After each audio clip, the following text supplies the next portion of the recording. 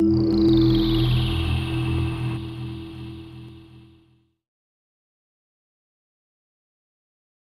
think it's very appropriate that this is the paper we conclude with, because it brings together so many of the issues and the questions that were brought up in this conference, and it implements them on the specific example of the juvenile justice system, and that a lot of people sitting in this room were taking part in its establishment. So I think it's a very appropriate paper to end with. I'm going to offer three small observations. None of these are actually challenges to your arguments.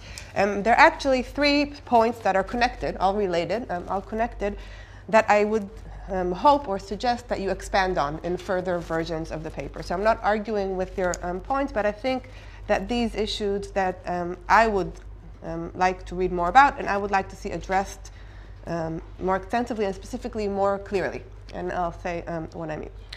The first regards the distinction between short-term and long-term occupation and the notion of transitional occupation. Transformative occupation. Sorry, I was about to talk about transitional justice, so to talk about transformative occupation.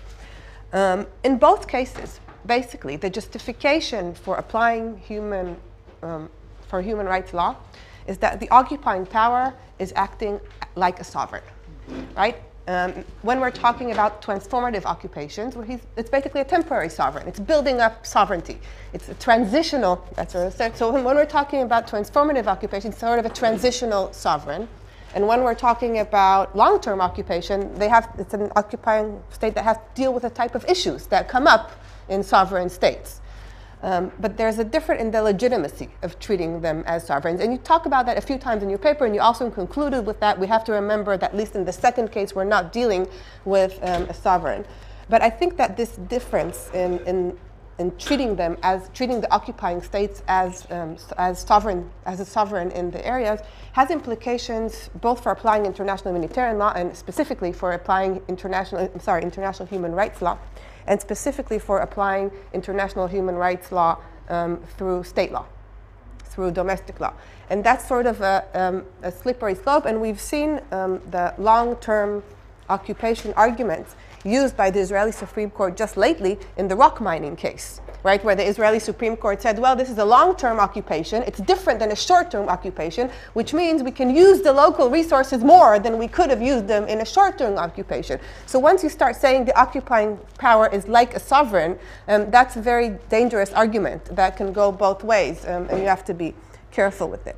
The second question, or the second issue that I think you need to say a little bit more about, is the very important issue of the mutual application of international humanitarian law, international human rights law, and you talk about that in the paper.